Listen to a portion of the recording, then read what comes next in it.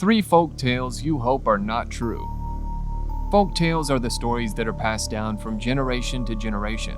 Some of the stories have a fairy tale theme, but some are less about what you would see in kids' books and more about what you would find in your nightmares. So here are 3 folk tales you hope are not true. You know what they say about stories though. There is some truth to all of them.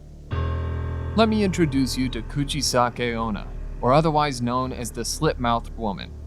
The Slit-Mouthed Woman was once a woman of such beauty that her appearance was spoken of across the land. She grew vain, and even though she was a married woman, she began to allow other men into her bed. Her husband was an angry and vengeful man. One night, as punishment for her unfaithfulness, he slit her face with his sword, all the way from ear to ear. Her husband laughed at her and said, "Who would think you're beautiful now? Who would want to look at the slit-mouthed woman?" The woman bled to death while her husband watched and laughed, asking again and again, "Who will think you're beautiful now?" After her death, the woman returned as a vengeful spirit. She would hide her mutilated mouth with a lovely fan, showing only her beautiful eyes and silky hair. People would be lured to the beauty they could see. They would come closer and closer. When they get close enough, the slit-mouthed woman asks the question, "Am I beautiful?" If the victim answers yes, she drops her fan to reveal a red, blood-dripping, grotesque mouth. Then she asks in a demon's voice, "Am I beautiful now?" If the victim makes the mistake of saying no, or worse yet, screams in terror, the slit-mouthed woman slashes the victim from ear to ear, making another face look just like her own. If the victim tries to appease the hideous woman and tell a lie, if the victim says yes, you are beautiful, the slit-mouthed woman simply walks away. The victim goes home scared, exhausted, and goes to sleep only to wake up to the slit-mouthed woman slaughtering the victim and everyone who inhabits the home. The stories say that there was only one way to escape being slashed from ear to ear. The victim needs to answer the question by saying, "So," or maybe even turn the question back on her and say, "Am I beautiful?" This confuses her and gives those she encounters a chance to run.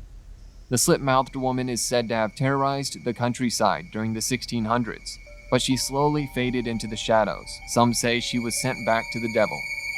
Then in the 1970s, children around Nagasaki, Japan, claimed to see her everywhere. This time she was covering her face with a mask, the kind many people wear to ward off infectious diseases. In 1979, the sighting and attacks just stopped. A boy named Chance encountered the slit-faced woman while taking a shortcut through the woods. His mother had warned him to stay away from the area, and his classmates said there were ghosts in the woods. But Chance didn't listen. He took the shortcut. The slit-mouthed woman came out from one of the trees and said to him, "Am I beautiful?" She started to remove her mask when Chase grabbed the cross he wore around his neck and screamed the devil's curse.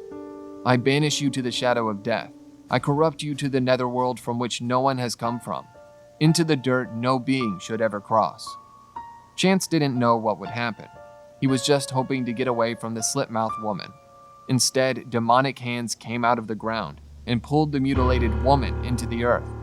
As she sank into hell, Chance heard her say, "I'll be back too, and I will slit you ear to ear." You better hope the next time you see a woman with a mask, she doesn't ask you the question, "Am I beautiful?" Is beauty always a curse? It seems to be a common thread between our first story and the second. So let's move on from the Japanese countryside all the way to the villages of Mexico. Lorna, or Maria as she was known in the past, was born to a poor peasant family in a humble village. She grew to be startlingly beautiful. Maria thought she could use this to escape the mundane life of a poor village girl. She spent her day cleaning, cooking, and tending to the animals, but at night she would put on her only good dress and head to the local fandangos and dance for the men that admired her. The men would give her coins or a trinket for her time. However, the sad truth was that she had 2 small sons at home. Maria grew to resent her kids. They made it hard for her to leave in the evenings. She often just left them home alone. One day, as she was making her way to her evening out, the children followed her.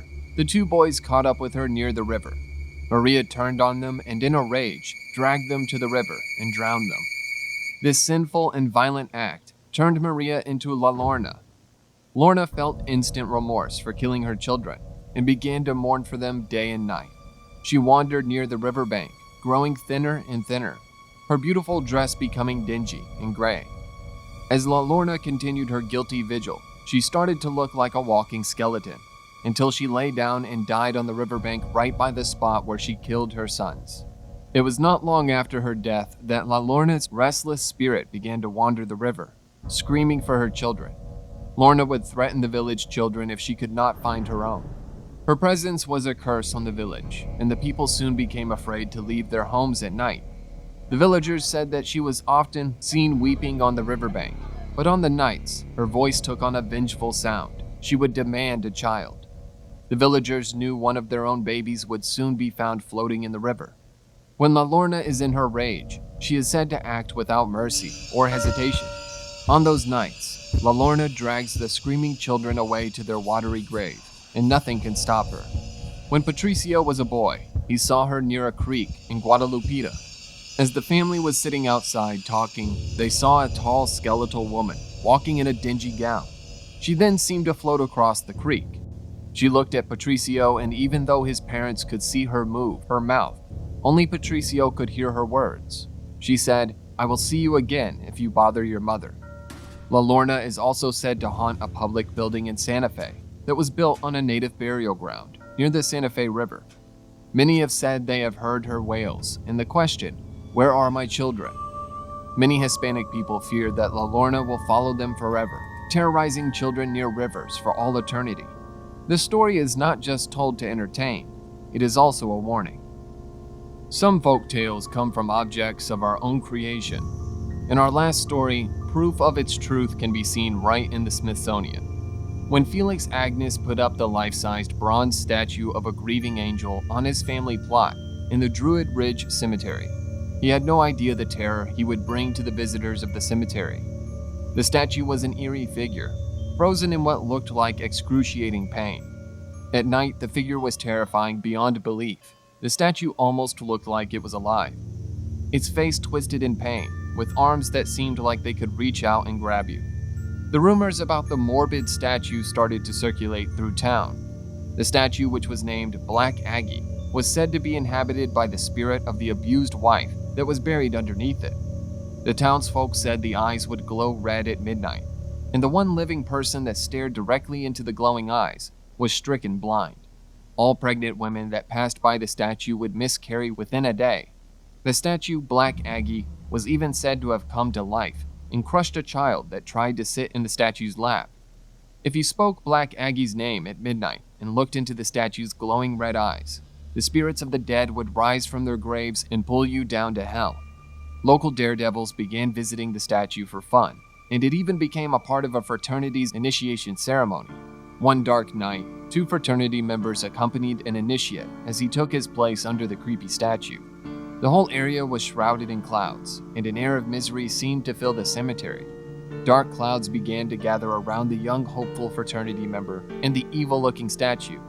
Black Aggie's eyes began to glow red, and its arms unfurled and reached for the young man. What started out as a harmless fraternity prank was turning dark, and the 2 fraternity brothers started to reach out to the other boy. It was too late. The would-be fraternity brother was dragged down and never heard from again.